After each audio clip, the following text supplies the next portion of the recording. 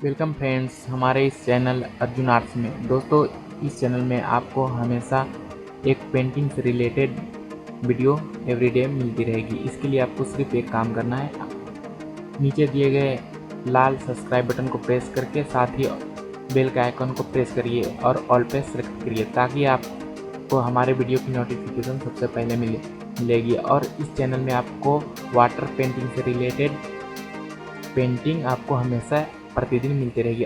और आज हम लोग बनाने वाले हैं एक गौतम बुद्ध की पेंटिंग वाटर कलर से। तो दोस्तों आइए शुरू करते हैं।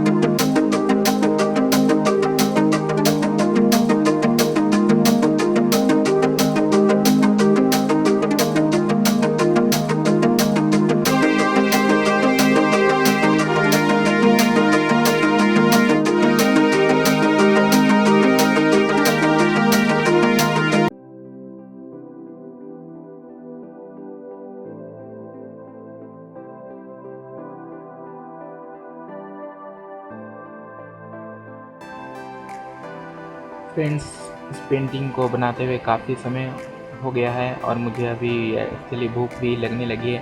तो कुछ देर के बाद हम इस पेंटिंग को शुरू करते हैं बनाने के लिए। तब तक मैं थोड़ा सा कुछ खा लेता हूँ। और इसको बनाते हुए मुझे 3 घंटे हो गए हैं और खाना खाने के बाद इसको कंटिन्यू करते हैं।